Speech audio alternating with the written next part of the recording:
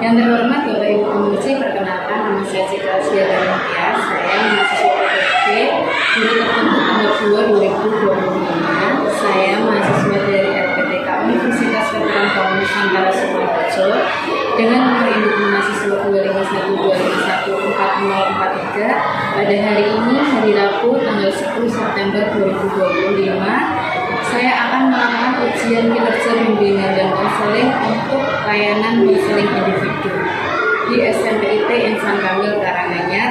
Terima kasih dan selamat menyaksikan.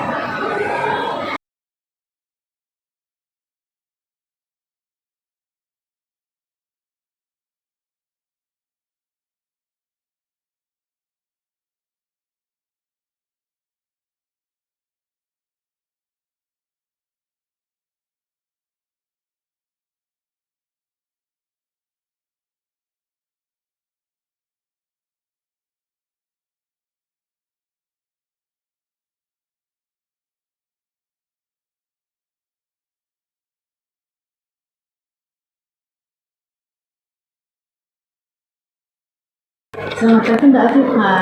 Selamat pagi Bu Guru.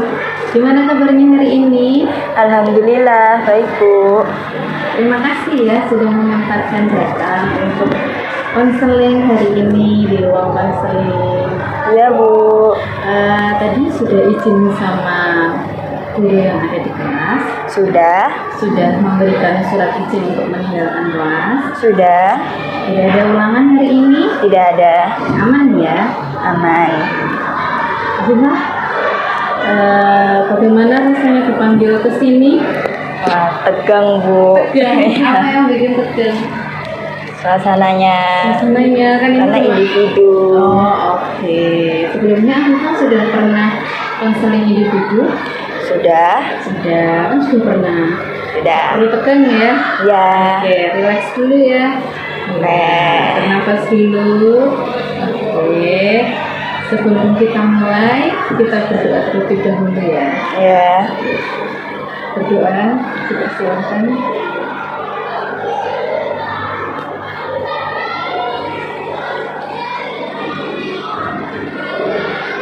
Selesai. Afifah tahu, Afifah dipanggil selain untuk konselingnya untuk apa tuh?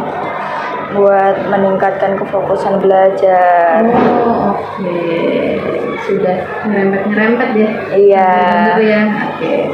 Ibu, ini ya untuk tujuan pertemuan kita hari ini itu supaya Ibu tahu kondisi Afifah itu yang sebenarnya seperti apa, kemudian semangat belajarnya Afifah itu bagaimana gitu. Ya. Oke. Ya. Sebelum kita masuk ke pembahasan atau sebelum Afifah bercerita, Ibu minta tolong untuk Afifah mengisi surat pernyataan terlebih dahulu ya. Siap Bu. Ini silakan diisikan, dibaca baik-baik ya.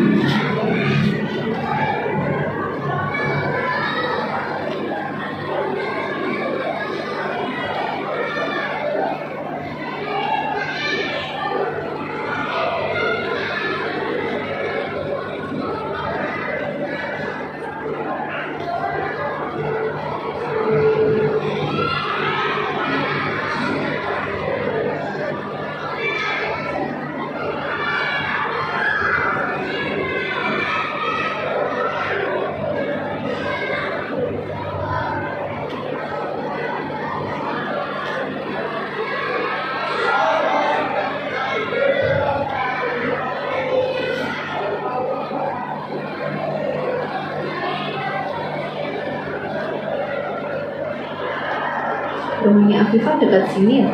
Iya.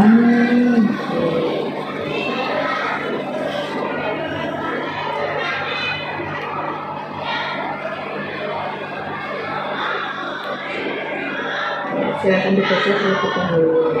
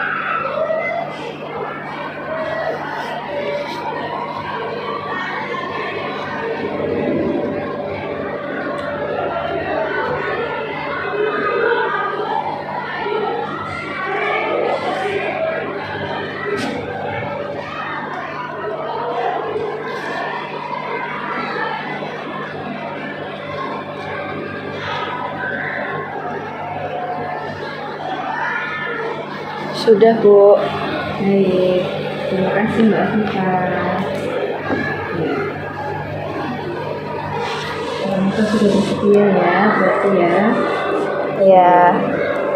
Nah, Mbak Afifah, di sini Ibu akan memberikan penjelasan tentang di bimbingan konseling itu ada yang namanya asas keberhasilan. Oke, jadi hari ini dalam konseling ini apapun yang Mbak Afifah ceritakan, apapun yang Mbak Afifah bicarakan, entah itu emosi yang muncul itu silakan dikeluarkan semuanya, unek-uneknya juga silakan dikeluarkan. Insya Allah kerahasiaannya akan terjaga. Jadi hanya kita berdua saja yang mengetahuinya, gitu Baik. ya. Ya, Bu. Nah, jadi Mbak Afifah bebas-bebasnya silakan keluarkan apa yang ingin Mbak Afifah ceritakan. Baik, Bu. Ya, apakah Mbak Afifah siap untuk bercerita? Siap.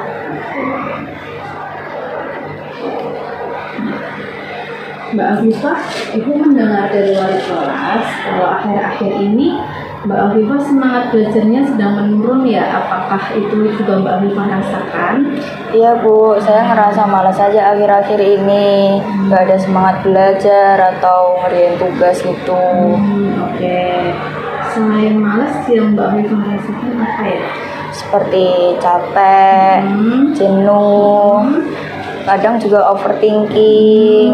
Oke, overthinkingnya karena apa itu?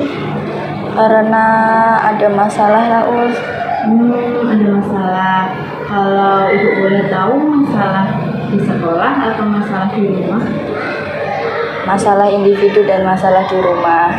Oke, boleh Ibu tahu apa itu masalahnya? Mbak Afifah bisa cerita. Kalau di rumah tuh orang tua saya sering bertengkar. Kadang bertengkarnya itu tiap hari. Jadi saya nggak fokus belajar. Kadang juga saya mau ingetin kalau jangan bertengkar. Tapi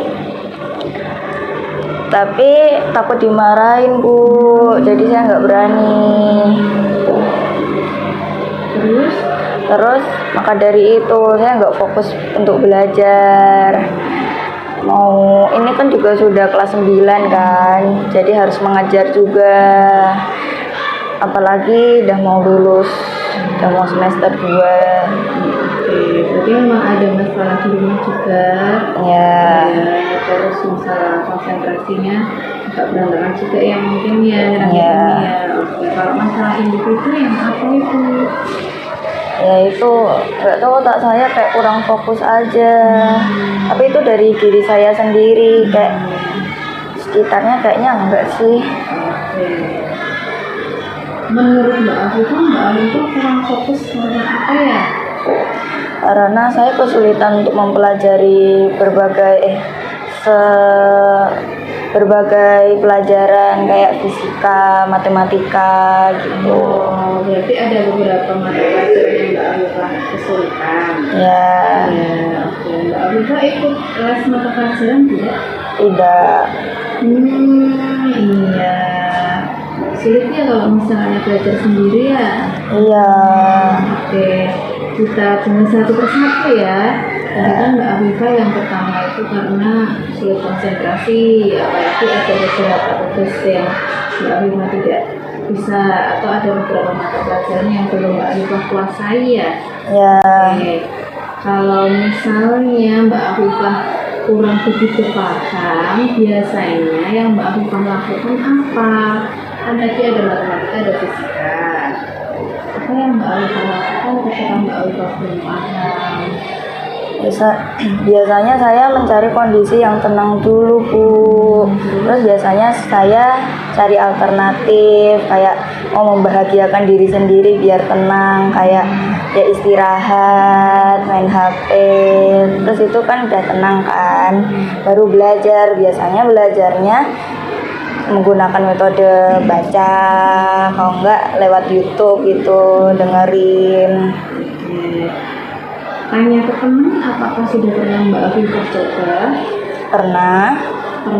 Bagaimana? Masuk sih pelajarannya, cuman ya kurang aja, lebih efektif didengerin gitu, soalnya lebih masuk. Oke. apakah misalnya membuka YouTube itu lebih enak ya? Iya. Oke, gitu. Berarti Mbak Afifah bisa dengan itu juga ya. Mungkin ada keinginan lain nggak, misalnya Mbak Afifah pengen ikut les gitu? Mau, cuma tapi nggak diizinin sama orang tua. Kenapa nggak diizinin kalau boleh tahu? Karena ayah saya kan juga guru kan, apalagi guru matematika. Oke, terus? Katanya mau ngajarin saya tapi nggak jadi-jadi, kayak belum gitu karena sibuk, makanya saya menunggu itu. Tadi Mbak Afifah bilang ada suasana di rumah sedang ada konflik ya? Ya, Itu ketika Mbak Afifah konsultan seperti itu, beliau sibuk dengan kegiatannya atau beliau sedang ada bertengkar. konflik itu atau bagaimana? Nah kan pagi sampai sorenya kan kerja kan, nah pas pulangnya bertengkar kan, jadi nggak ada waktu buat ngajarin saya. Gitu. Sering ya Mbak tentangnya ya? Iya, hampir tiap hari Bu. Tiap hari. Apakah itu ini kedengeran sama anak-anak yang ada di rumah?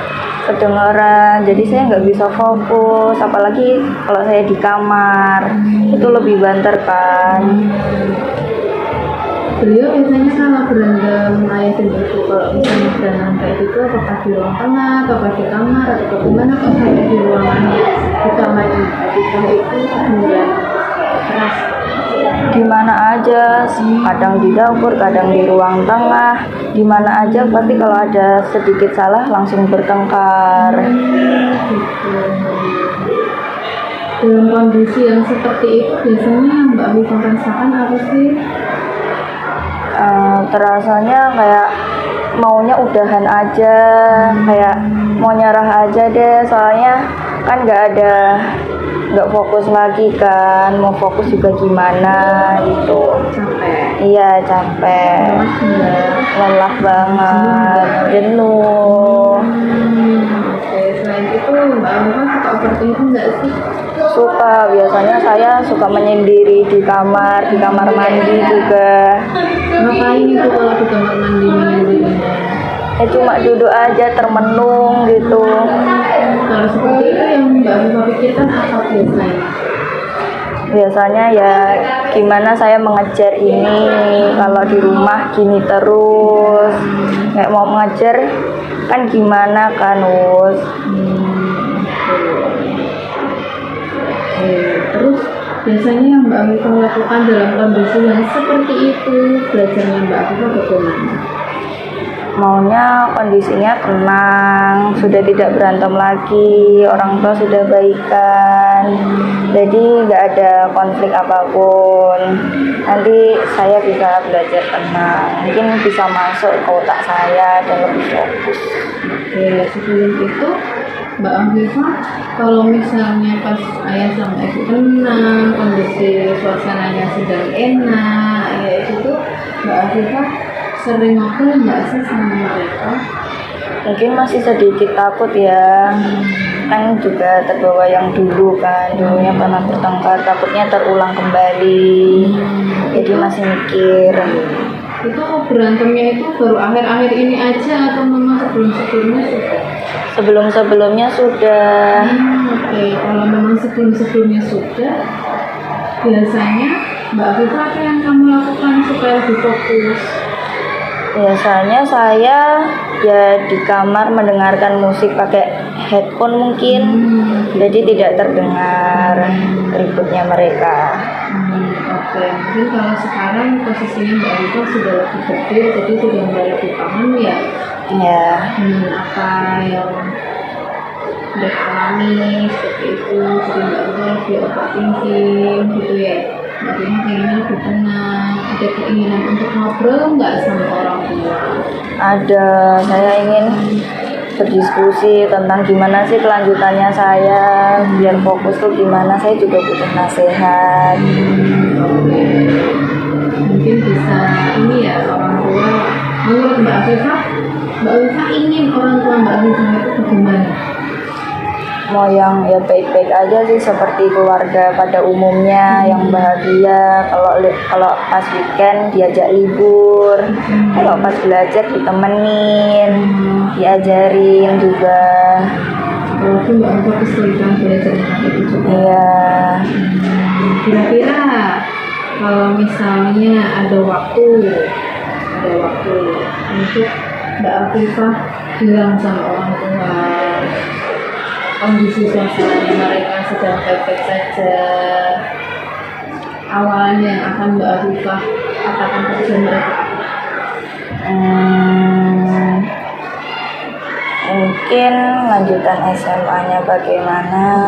kalau untuk meningkatkan belajar lagi, apa yang Mbak Afifah minta dari mereka misalnya? Mungkin ngajarin gitu, terus habis belajar mungkin dikasih reward apa gitu. Kalau saya berhasil melakukan apa gitu, kasih reward gitu. Terus ya apapun itu deh. Mereka tidak Ya, dan mereka baik-baik aja. Jadi sebenarnya Mbak Afifah pengen mereka baik-baik saja, kemudian pengen mereka menemani Mbak Afifah belajar, pengen diajarin belajar juga sama bapak, apalagi bapak guru matematika ya. Iya. Justru Mbak Afifah juga kurang bisa untuk matematika dan fisika, apalagi hitung-hitungannya. Iya, saya lemahnya di situ. Iya, nanti mungkin Mbak Afifah bisa cari waktu untuk ngajak ngobrol mereka. Mbak Afifah bisa menceritakan apa yang Mbak Afifah rasakan, ya. Iya. Misalnya ayah ibu, aku itu akhir-akhir ini tuh biasanya mengeluh. Di rumah aku nggak konsentrasi, nggak bisa fokus karena apa tadi? Karena dan itu suka berantem, kepikiran terus. Hal yang seperti itu bisa Mbak Afifah ceritakan ke orang tua, ya. Ya. Lebih dekat sama ayah atau lebih dekat sama ibu? Lebih dekat sama ibu biasanya. Biasanya kalau sama ibu lebih enak ya diajak cerita ya. Iya. Nanti sambil makan atau sambil kamu bantuin ibu masak kayak gitu, Mbak Afifah bisa ceritakan apa yang Mbak Afifah rasakan, ya. Iya. Jadi Mbak Afifah bisa meluapkan selama ini yang Mbak Afifah pendam. Ibu juga mungkin bisa berdiskusi dengan ayah, bisa memanajemen emosi mereka. Oh, ternyata selama ini ketika mereka bertengkar itu tuh mengganggu Mbak Afifah, mengganggu belajarnya Mbak Afifah. Mbak Afifah jadi malas-malesan, jadi overthinking. Karena untuk sekarang kan di masa-masa seperti ini Mbak Afifah lebih sensitif ya. Iya. Iya, sensitif, overthinking apalagi, ya kan. Mungkin dulu bisa untuk belajar sambil mendengarkan musik, tapi karena sekarang Mbak Afifah sudah mulai untuk bisa mengerti kondisi, mengerti keadaannya kedua orang tua, jadi Mbak Afifah lebih merasa terganggu, lebih nggak nyaman. Oke, gitu ya. Nah, kalau dari sini ibu sangat paham dengan apa yang kamu rasakan. Kamu sudah menunjukkan kekuatanmu untuk datang ke sini dan bercerita, sudah terbuka. Itu salah satu langkah penting dan itu sangat menghargai itu ya Mbak ya. Iya. Gitu. Nah, kalau kita bayangkan kondisi yang ideal, menurut Mbak Afifah, kira-kira Mbak Afifah itu bisa semangat belajar itu seperti apa suasananya? Ketika kondisinya mungkin yang sudah tenang, orang tuanya juga sudah tidak bertengkar lagi sama sekali, mungkin itu juga akan membantu saya untuk fokus belajar. Jadi kalau misalnya suasana tenang kayak gitu, kamu bisa bisa konsentrasi ya. Iya. Nah, dari situ sebenarnya Ibu sudah ini ya, sudah mengapresiasi Mbak Afifah ya, berarti Mbak Afifah itu masih memikirkan sekolahnya, masih ada keinginan untuk bangkit lagi, semangat lagi gitu. Nah, kira-kira langkah yang bisa Mbak Afifah lakukan apa ya? Mungkin mencoba-coba hal baru. Ya, ya. Kalau untuk belajarnya, mencari referensi belajar yang di internet itu seperti apa. Terus ini saya akan mencoba belajar selama 30 menit dulu. Kok nggak keberatan ya. Terus nanti mungkin bisa ditingkatkan lagi jadi 50 menit sama membuat jurnal mungkin. Oke, sebentar. Berarti tadi Mbak Afifah mau cari-cari referensi, kemudian belajar dulu 30 menit. Biasanya Mbak Afifah belajarnya berapa menit? Biasanya nggak sampai 30 menit sih. Oke, nanti dicoba ya. Ya. Dicoba Mbak Afifah untuk belajar kira-kira 30 menit. Oke, kalau mau jurnal kira-kira isinya apa ya nanti? Yang akan Mbak Afifah isikan? Mungkin isinya seperti hari, tanggal, durasi belajarnya, terus sama mata pelajaran yang saya pelajari di situ. Oke, itu yang bagus ya Mbak ya. Iya. Nanti Mbak Afifah bisa mencoba untuk belajar selama 30 menit, mencari referensi lalu membuat jurnal. Oke. Ya nanti bisa dicoba ya Mbak ya. Ya. Kira-kira akan kita coba berapa lama ini? Seminggu mungkin. Seminggu. Ya. Mbak Afifah, Ibu sangat menghargai Mbak Afifah bisa bercerita, Mbak Afifah bisa meluapkan emosinya, Mbak Afifah bisa menceritakan semuanya, karena tidak mudah ya Mbak ya untuk menceritakan tentang apa yang membuat Mbak Afifah tenang, apalagi yang bersangkutan dengan keluarga. Ya Bu. Ya. Kamu hari ini berhasil, kamu sudah berani datang ke sini, kamu sudah berani untuk bercerita, ya. Itu adalah salah satu kekuatan yang mungkin tidak kamu sadari, karena bercerita itu tidak semua orang bisa melakukannya, gitu ya. Ya. Jadi Ibu bisa simpulkan bahwa Mbak Afifah penyebabnya mungkin akhir-akhir ini semangat belajarnya menurun karena memang ada faktor dari internal ya, dari eksternal ya, karena mungkin ada masalah juga di keluarga, itu yang membuat Mbak Afifah tidak nyaman, membuat Mbak Afifah jenuh, membuat Mbak Afifah overthinking, lebih sensitif, seperti itu ya. Mbak Afifah juga ada semangat untuk memperbaiki apa yang Mbak Afifah tidak nyaman, apa yang Mbak Afifah merasa kesulitan dengan belajar selama 30 menit tadi, gitu ya. Nanti kita coba selama 7 hari, kemudian nanti kita ketemu lagi minggu depan, kita akan melihat apakah itu efektif untuk Mbak Afifah atau tidak. Oke, kalaupun memang efektif alhamdulillah, kalau tidak nanti gambarannya dulu. Jadi ya Mbak Afifah ya. Terima kasih ya. Oke. Nah, Mbak Afifah, kira-kira apakah ada yang Mbak Afifah sampaikan? Apakah ada yang Mbak Afifah sampaikan? Mungkin dengan ini Mbak Afifah ada lagi yang mau diingatkan? Rencananya nanti bisa ini kan satu minggu, 1 minggu itu kan Mbak Afifah 30 menit. Nah,